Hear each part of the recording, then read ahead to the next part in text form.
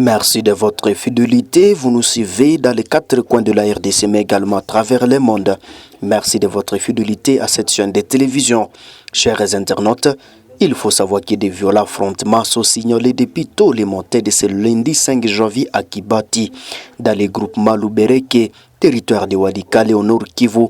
Les forces gouvernementales ont attaqué tous les montées des positions des rebelles dans l'objectif de les déloger de cette agglomération. Et c'est l'autre des sources à Kachebere, donc les armes lourdes et légères retentissent à Kibati, plongeant donc la population dans la psychose. Suite à ces nouveaux affrontements, le trafic suspendit entre Kachebere et Mungazi. Et ce qu'il faut retenir, chers internautes, des violences armées, des attaques contre les structures de santé, des affrontements communautaires ont été signalés ces derniers jours dans les territoires du Fizi.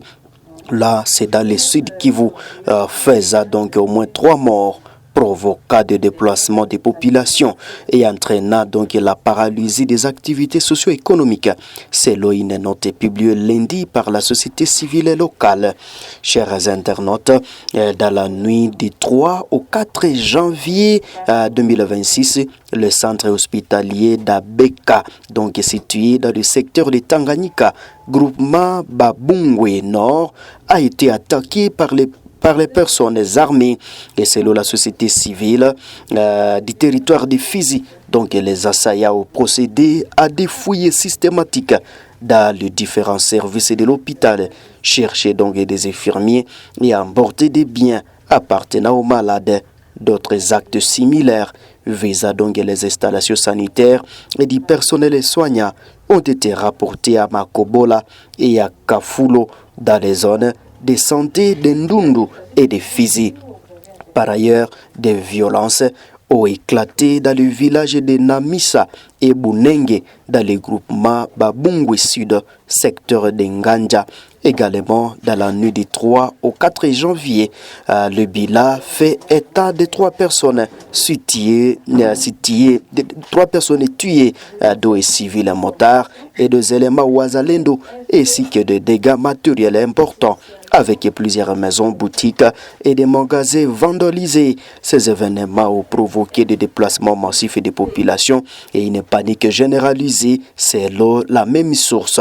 Et les autorités affirment détenir de nouveaux éléments attestant donc la présence de l'armée rwandaise dans l'est du pays, notamment dans les provinces du Nord Kivu et du Sud Kivu, aux côtés donc des rebelles de l'AFC M23. Samedi 3 janvier, les forces congolaises ont présenté donc à la presse quinzaine de soldats rwandais liés donc à la rébellion arrêtés sur différentes lignes de front à l'est du pays. Les groupes comprennent également des civils des nationalités étrangères. Une démonstration alors que sur le terrain, les affrontements se poursuivent. Suivez. 7 militaires et 8 civils. Nous commençons par le militaire rwandais. Mouyifundu Jean-Paul, il est major. Les majors, son unité, c'est la direction d'intelligence RDF. Son commandant direct de l'armée rwandaise, c'est le général de brigade Kaïmoua. Il a été capturé au front nord à Goma. Motif, espionnage. Senyumba Joseph, il est capitaine de l'armée rwandaise. Son commandant direct, c'est le major Sami Frank. Il a été capturé au front nord à Goma. Motif, espionnage. Iradupunda, Jean de Dieu, 2e classe. Son unité, c'est le 2e bataillon RDF basé dans le sud de Muchiro au Rwanda. Son commandant direct, c'est le major Mourigane. Il a été capturé à Alimboum, dans le territoire de Boudé. Il a été blessé au pied et je me souviens que c'est lui qui a pris l'avion accueilli à l'hôtel dans la tête. C'est Gaterama, Dieu donné, soldat de deuxième classe. Son unité, c'est le deuxième bataillon RDF basé à Lubavu. Son commandant direct, c'est le major Ruragiro. Il a été capturé à Massissi, à Kachemé, lors d'une embuscade. Nyomugabo Samuel, soldat de deuxième classe, deuxième bataillon RDF basé à Nyangezi. Son commandant direct est le major Rugamboa Peter Claver. Il a été capturé au front sud-sud à Minemi. Boukuru Gilles, soldat de deuxième classe. Il est du bataillon Vodacom RDF basé à Rwanda. Son commandant direct, c'est le colonel Sibamana JP. Il a été capturé à Kaziba, au sud, lors d'une embuscade, bien sûr. Et enfin, Ndayambaji Aboubakar, soldat de deuxième classe. Il est du 103e bataillon RDF basé à Moussanzi. Son commandant direct, c'est le colonel Ngaba Edouard. Il a été capturé au front nord à Bokongo, lors des opérations. Nous passons maintenant à la rubrique de civil. On commence par le Burundais. Toto Bidirimana Nicolas, le civil, a été arrêté à Ouvira. Motif: apologie du terrorisme au profit de M23 Red Tabara. Moïmana Odas, civil, arrêté à Ouvira. De connivence avec le M23 Red Tabara. Et en même temps, on dit le projet d'espionnage.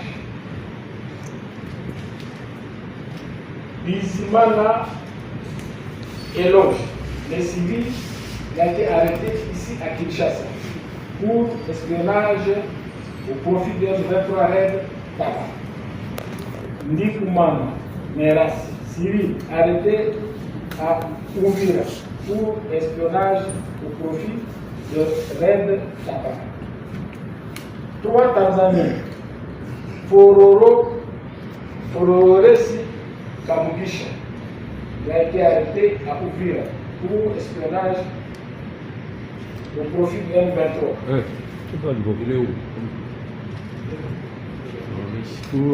Revenez sur le nom. Fororesi. Ok. Voilà. C'est un Tanzanien, il a été arrêté à Ouvira comme je venais de le dire. Deuxième, Omari Ahad Moutamira. Il a été arrêté à Ouvira pour espionnage au profit de M23. Isaka Amisi Mugeli. Il a été arrêté à Beni pour connivence avec l'ADF.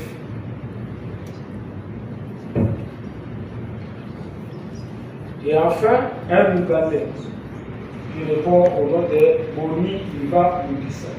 Le civil, il a été arrêté à Beni pour espionnage au profit du ANPAC. Voilà, mesdames et messieurs de la presse, la communication de l'armée, donc votre armée, les forces de l'armée de la République démocratique. Et comme vous le savez, nous avons appelé cette activité point de presse. C'est-à-dire qu'il n'y aura pas de questions.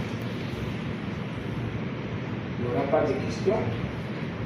C'est sûr que très prochainement, nous allons nous retrouver avec vous pour échanger. Il y a beaucoup de choses qu'on va se dire, mais pour aujourd'hui, souffrir qu'on reste un peu nouveau. En tout cas, je crois arriver à la fin de ma communication. Chers téléspectateurs, dans cette note d'interpellation adressée aux autorités territoriales et la communauté nationale et internationale et la société civile de Fizi condamne cet acte qu'elle estime susceptible de constituer des violences du droit international humanitaire et des droits de l'homme dans un contexte de conflit armé. Et calme précaire s'observe ce lundi 5 janvier à Buhimba, dans le groupement de Waloya Yungu, territoire de Walikale, après d'intenses combats samedi et dimanche dernier entre les rebelles de l'AFC M23 et forces armées de la RDC appuyées par les généraux résistants Wazalendo. Selon le chef du groupement Waloya Yungu, Buhimba reste sous contrôle des FARDC et des Wazalendo, pendant que les rebelles se sont repliés vers Kasopo et Mahanga dans le territoire de Monsisi. Mwami Bakungu Ipaka ajoute que les habitants du village voisin de Buhimba, notamment Ngenge et Kailengi, qui commençaient en tout cas à regagner leur maison, ont de nouveau fui la brousse pour se mettre à l'abri des violences. Pour finir, chers tous les spectateurs, il faut savoir que la société civile locale déplore et condamne ces meurtres, tout en exigeant l'ouverture rapide d'une enquête afin de dénicher l'auteur et traduit à justice. Là, nous sommes à Lubero, où un jeune joueur du tout-puissant Mazembe a été tué par les éléments des forces armées de la République démocratique du Congo.